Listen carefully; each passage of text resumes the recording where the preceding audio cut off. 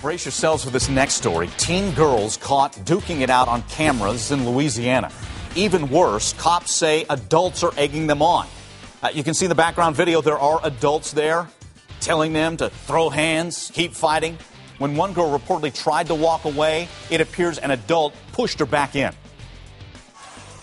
The type of thing that I could compare this to most would be the situation where we've dealt with people who, were, dogfighting or cockfighting, and now we're looking at someone's child here. So these are children that are being encouraged in this kind of behavior. Also in the video, children are watching as we see it one more time.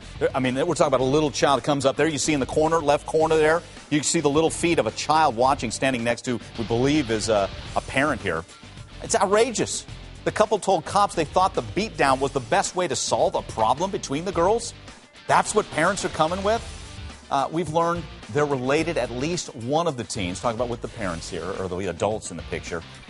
Now they're facing 2 counts of cruelty to a juvenile, talking about the adults. Back with us to talk about it, Dr. J. Buzz von Ornsteiner, forensic psychologist. And I want to welcome in my friend and colleague, Jane Velez-Mitchell, host of Issues with Jane Velez-Mitchell, coming your way top of the hour, about 12 minutes. Jane, I'm speechless on this one. I can't even make sense of it.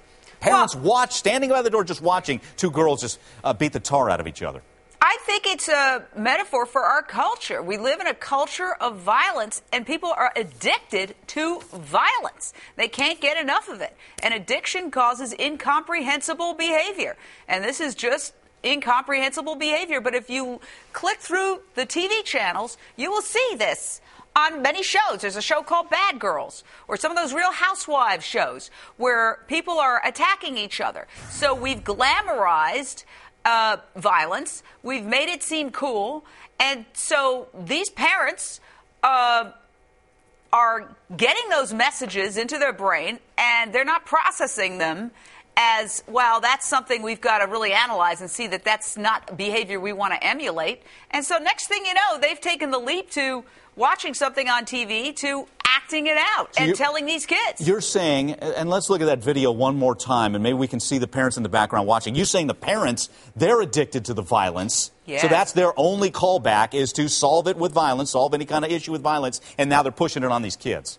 Yeah, and they probably grew up in homes where violence was used as a solution to every single problem.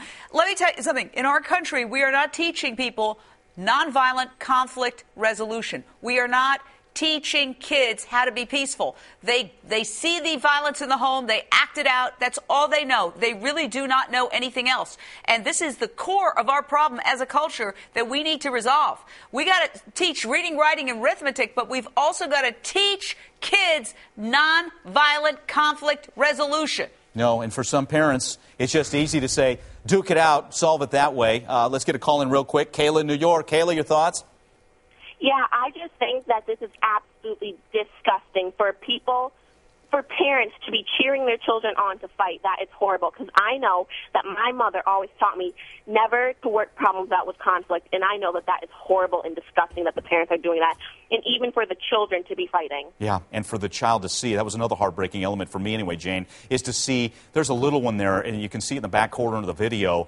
There it is. You see with the red shirt, the little blue jeans on, soaking all this in. Ugh.